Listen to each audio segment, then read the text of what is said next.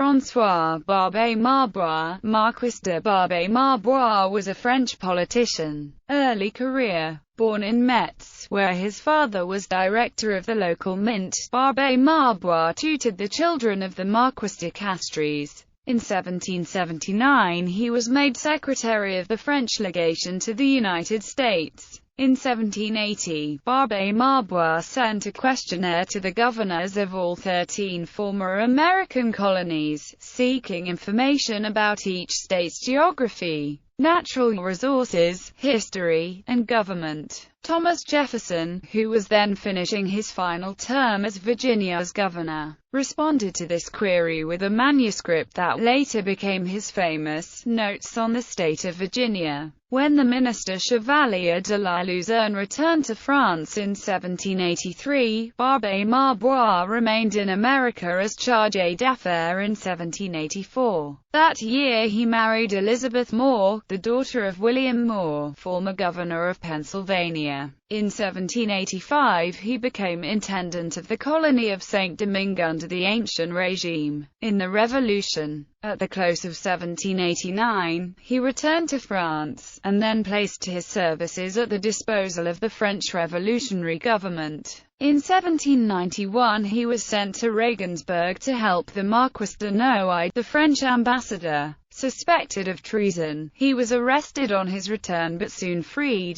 In 1795 he was elected to the Council of the Ancients, where the general moderation of his attitude, especially in his opposition to the exclusion of nobles and the relations of émigrés from public life, brought him under suspicion of being a royalist, though he pronounced a eulogy on Napoleon Bonaparte for his success in Italy. At the royalist coup d'état of the 18th Fructid or 1797, he was arrested and transported to French Guiana. Transferred to the island of Oléron in 1799, he was set free by Napoleon Bonaparte after the 18 Brumaire coup. In 1801, under the consulate, he became Councillor of State and Director of the Trésor Public, and in 1802 a senator. In 1803 he negotiated the Louisiana Purchase Treaty by which Louisiana was ceded to the United States, and was rewarded by the first consul with a gift of 152,000 francs. Empire, Restoration, and July Monarchy. Loyal to the First Empire, he was made Grand Officer of the Legion of Honor and a Count in 1805, and in 1808 he became President of the Corps des Comptes.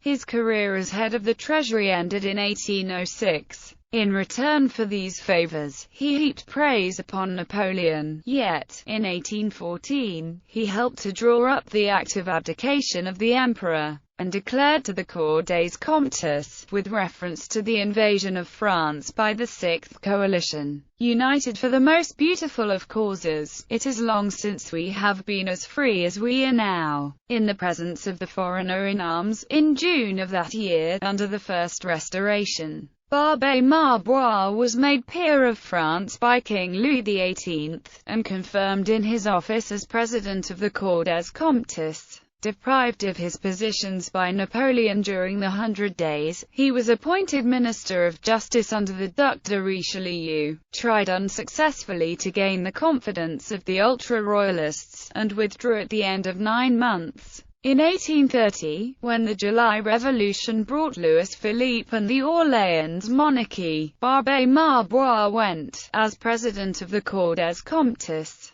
to complement the new king, and was confirmed in his position. He held his office until April 1834. Works. In 1829 he wrote the book Histoire de la Louisiane et la cession de cette colonie par la France aux États-Unis de l'Amérique septentrionale. Pre acute ce acute de acute edu un discours sur la Constitution et le gouvernement des États-Unis. He published various texts, including Reflections sur la colonie de Saint-Domingue, de la Guyane, etc. Journal d'un déporté non jugé, written in 1780, while secretary to the French legation to the U.S. Army. De complot du Benedict Arnold and Sir Henry Clinton contra unis states du America General George Washington. One of the first accounts of Arnold's treason was not published until 1816.